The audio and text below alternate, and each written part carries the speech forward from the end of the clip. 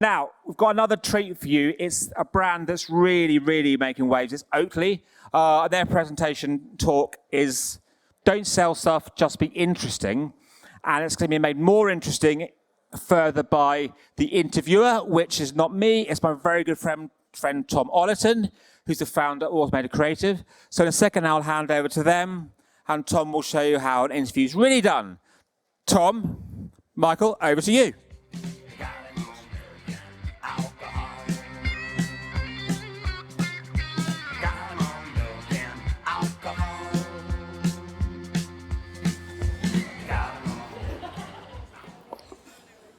How's it going, guys? All right? Who watched your football last night? Just let me get a sense of the room. All right, cool. Michael, can you hear me? Yes, I can. Hi, Tom. Did you watch your football last night? Did I? Yes, I did. You're massively moved by that experience, I can see. That's great. Well, now I watch your football, but I don't really care. So let's keep off football and focus on marketing as much as possible. Michael, I interviewed you on my podcast, The Shiny New Object, a few weeks ago. So now we have this weird Zoom relationship, and now we're doing it on stage, which is kind of a bit surreal. But thank you so much for dialing in, and sorry that you couldn't be here in person because of some weird COVID thing that's going around. Anyway, everyone in the room knows who Oatly is, but maybe less aware of who you are and what you do. So could you give the room an overview of who Michael is? Sure. Yeah. I'm an American, but I've been living in Europe for 20 years. Basically, most of that time in Copenhagen. So thanks for the match last night. There's been some interesting discussion over some potentially controversial calls, but I'll just get that. For 4 years, so I've been working at Oatly for 4 years as a creative director, and mostly working with the UK and Germany and on some global projects. But we all kind of flex and work on everything. So, yeah. And can you help the room understand what you did before Oatly? What was your journey to get to this role? Right. I started out in investment banking. Obviously. And that lasted for about 6 weeks because it was just full of the worst people on the planet. I'm making a very, very vast generalization with that comment. But then, I got into advertising, and I worked at agencies in Chicago, and worked primarily on the strategic side of things. And then over the course of about 15 years, slowly kind of transitioned into the creative side of things, parallel with a kind of switch to living in Europe. So. That's pretty much the short history. Started an agency in Copenhagen, was a partner in an agency in Mallorca, of all places. Freelanced for quite a bit, and then 4 years ago, there's this guy John Schoolcraft who's the chief creative guru at Oatly, and I've known him for a while. And he called me up, and I was sitting in a cafe working on a brief for a bank or something like that. And he just asked me, are you interested in starting a war with the dairy industry all over the world? And I just basically said, yeah, all right, that sounds okay. And then 4 years from then, I'm sitting here. And I'm curious to know, you set up an agency, which is no small thing. Is there anything you particularly miss about being agency side, or anything that you absolutely hated that you just so glad you don't have to do again? I don't really miss anything on the agency side. I guess what a lot of people think when you basically work for one company is you lose the variety of clients that you work with at an agency, but I don't find that to be the case at Oatly, because there's always so much crap that we're getting into. It's new every day. What I did hate about the agency, or I won't say hate, what I dislike is just trying to convince people to do things that you know is right, but you can't quite prove it with numbers. And I think a lot of agency people have that same experience where 90% of your energy is spent talking to people who have agendas, who are potentially run by fear, uncertainty, and doubt, instead of just doing the work. And I don't miss that. And so, what is the structure internally at Oatly? How do you divide up the skill sets? How do we divide up the skill sets at Oatly? Sorry, I did a crap version of that question. So, like, do you have like a strategy team internally? Do you rely on agencies? Like, what is the creative structure to produce the stuff that you do produce? Yeah, basically everything is done in-house. So the structure at Oatly, I think differs a bit from I guess what you would find in most of the corporate world, and it really just comes from the fact that we're all a bunch of ex-agency people, frustrated with the agency and client dynamics that we just kind of talked about. So essentially, we removed all the filters to doing good work. There's also just a setup at Oatly where the creative department has, I don't know, I don't know other companies, but I would say it has a bit of a different stature. We sit kind of in the middle of the organization and kind of have our say and our hands across a lot of different things like product development, obviously PR, communication, collaborations, basically everything but kind of finance. So in a way, it's kind of like, the inmates are running the asylum. So essentially, yeah. We've tried to remove all the filters to doing good work. So, Michael, what are those? Sorry to interrupt. What are the filters that get in the way of good work in your mind? Well, essentially, we don't have a marketing director. We don't run our work past anybody. Actually, there's no halfway meetings. There's no sales directors that we kind of have to get buy-in from. The only person that can stop anything is our CEO, who is Tony Peterson, and he rarely, if ever, does. And on what occasions has he turned stuff down? I think it's only really when we show him in an embarrassing light. I mean, you might recall in the Super Bowl, he's out singing in an oat field. But there have been other films that have been made that he was a bit uncomfortable with. There was one where he's walking naked in an oat field, and he vetoed that one. How did you manage to get a video of the CEO walking naked in an oat field? Is that a regular occurrence on company trips? Basically, I guess you just ask. So I'm curious. Trousers. I'm curious to know what's it like onboarding to your team. So if you hire someone into the creative team, what happens on day one? How do you get them into your mindset and way of working?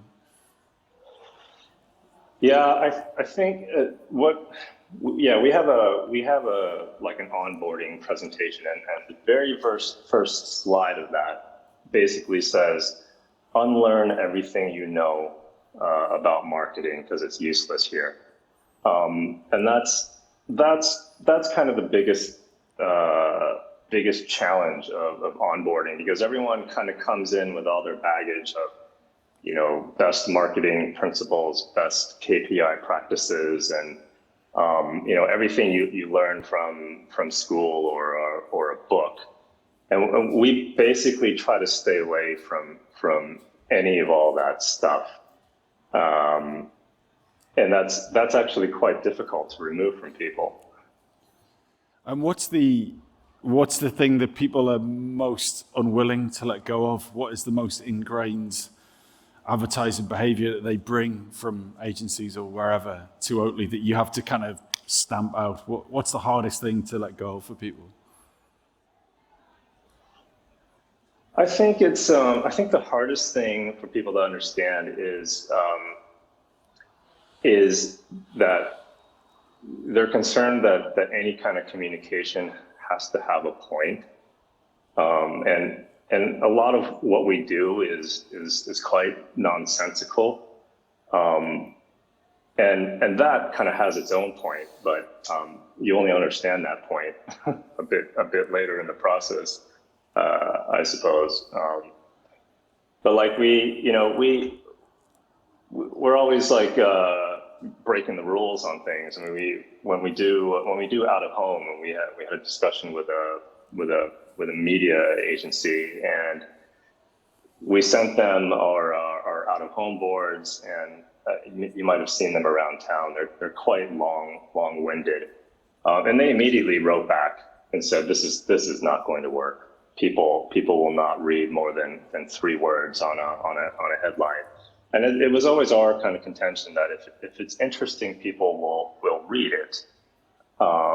So as long as it's interesting, then yeah, we are going to write a novel on outdoor. And it was the same with Instagram. Everyone said Instagram is a visual medium, which it very much is. And we started writing these incredibly long post captions on everything. And yeah, a lot of people don't read them, but the people that do are hopefully rewarded for that. And so I don't know. It's just like a couple of weeks ago, we were launching some spreads in some country and just doing some retail ads. And they wanted to talk about these new flavors that were being launched. And we just wrote, "Look, new colors." And there was just a massive kind of discussion on that. It's like, so well, just to be clear, talk about the ad said new colors. That was it. New colors because Okay. The flavor was like garden herbs and it was green, or herbs of Provence and it was orange. And we just wrote new colors because we just thought, I mean, people care and they don't care, but if they see a headline that says new colors, maybe they might be bothered to actually look at the packaging and see what it's talking about. So it is quite a flippant attitude towards communication, and I mean, we fully realize there's lots of money that is being spent. I mean, we routinely will spend 100,000, 150,000 euros on a big out-of-home board and write, "You actually read this, total success." I mean, not many marketing directors would sign off on that. And they would force us to throw in bullet points or USPs or something. But I think the fact that we've just kind of removed all those filters, we don't talk to the sales directors, we don't talk to marketing directors because we don't have any. The work just kind of feels different because it just becomes about a human talking to another human, and we just feel that just feels a bit more natural. So we've got a few questions from the room here, and please, if anyone has questions for Michael, please put them into the app. We have a question from Mona. It says, there seem to be many new entrants into the oat milk category across different markets. What's at the core of your thinking on your protecting yourselves from those new entrants to the category? I think that we've kind of carved out not a niche, but a bit of a persona of a brand that isn't afraid to take on issues and isn't afraid to provoke society in moving in more sustainable ways. So yeah, I mean, there's been a ton of growth in different plant-based milks, plant-based in general is just growing like crazy.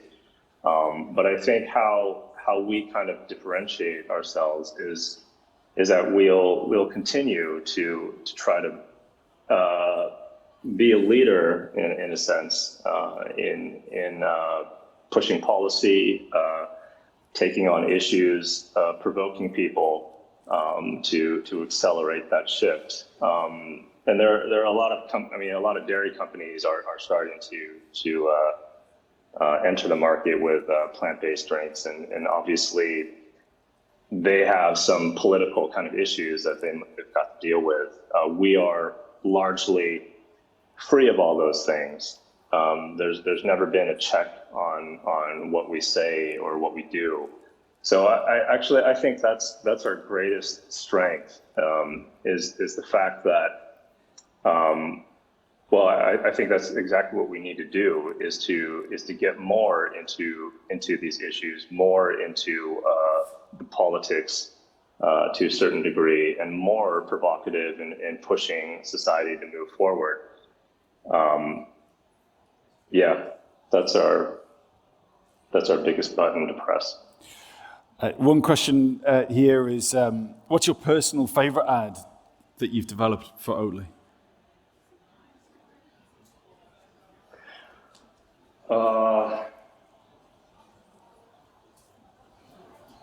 I don't know if I have a favorite. I think that headline, you actually read this, Total Success. I think that's one of my favorite headlines. John Schoolcraft actually wrote that one. That's a tough question. I don't know. All right, let's put it another way. If you're going to interview for another job somewhere else, what one bit of work would you hero? Interesting. I think it would be our campaign to petition the Bundestag in Germany, where we started labeling all of our products with the CO2 with their CO2 footprint, and quickly realized then we did a campaign challenging the food industry to do the same. Quickly realized that that's not going to happen until they are forced to do it by policy and governments. So we petitioned the government in Germany to make this a law. And it was incredibly difficult to reach the number of signatures that were needed to force a discussion in their parliament. But we were able to do that. Actually, last year, we went to the Bundestag, and our general manager of Germany just basically had a speech to present the case. We haven't heard back from the Bundestag. I guess they've been busy with Corona issues. But I think that's an example of that just kind of political activist work that we do, and there are many instances of that across the company. Plus, balanced with just being nonsensical and just doing stuff that we just think is funny because it's fun. Another question from the room, which is, do you test creative concepts with audiences before going for it, or is the audience a kind of filter in itself? The audience is a filter in itself. Yeah, we don't do any sort of market research. We don't do any sort of testing. Our feel has always kind of been, if you look at data, if you look at metrics, then you start to act like data and act like metrics. And though I'm not saying that those things aren't incredibly useful and insightful, it's just kind of a rigorous choice that we have taken because we really wanted to just keep it to a human talking to another human. So it's been well documented that the category is exploding. People are pouring into oat milk and various products in a huge way, and we don't see that trend shifting. So, how do you know what you're doing is actually working, and you're not just riding the tide of this exploding category? I think it's difficult to tease the difference between those things because like you just said, the the growth, the category is growing incredibly. I think society as a whole is moving. Well, the movement is accelerating towards more sustainable foods. I think it kind of goes back to that our biggest strength, which is creating noise in society, both negative and positive. So we tend to gauge success with the conversations that we see happening in our social channels, but also in the press and just in the general media ether, I guess. But we don't do any sort of formal tracking or anything like that. Another question from the room from Maud. Say, are there any other brands in general that you think have great ads, a great identity, or a great personality? Who do you look up to in the space?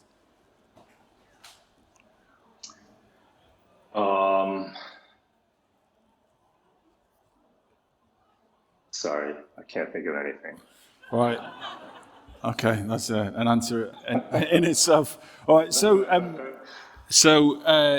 a few months ago, you had the Help Dad campaign, which got a very negative response on social that I came across. And we actually sort of discussed that a little while ago when we spoke, but it was a very provocative campaign and a lot of people got offended by it, either rightly or wrongly.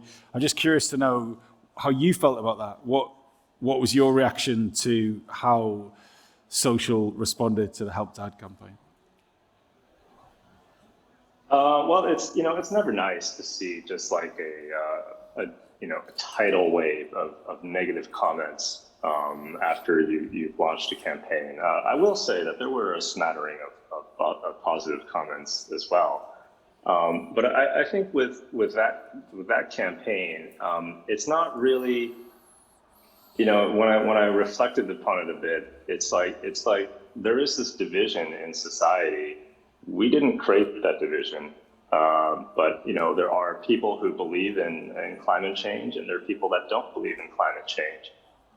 So I think that, to me, what that campaign was about was literally to try to create discussion between teenagers and their middle-aged parents who may have had a different view. So with everything with Oatly, we kind of expect a massive amount of negativity to come from the campaigns, but I think it's just kind of provoking these feelings that people have already had. And our feeling is that it's better to kind of talk about the issue and to create that noise. At least, we're hoping that some teenagers did take the effort to have that conversation with their mom and dad, and maybe it ended terribly, and maybe it didn't. But that's kind of how things kind of evolve. I think another thing that we always talk about is that the first people that climb over the trench, they get shot, and we're getting shot all the time. But at least we're blazing a bit of cover and trail for others to follow. So just to finish off, let's just go back to the title of this conversation. It's kind of weird. I don't know why we gave it a title. It's kind of odd. But it's Don't Sell, Just Be Interesting. Just for the last minute, can you give the room a sense of exactly why that is great advice to marketers? Well, I think that, if you want to get really cosmic about it, yeah, definitely. When you go to work and you walk through the doors of your office or agency or whatever, everyone tends to put on this work mask where they talk different, they talk in acronyms, they suddenly kind of value different things, and the question has always been like, why? Why why is there that difference? And so we've always just wanted to have a conversation with people that is very human to human, which is why we don't look at data, we don't look at metrics, because it's just about having a more honest relationship, I guess, with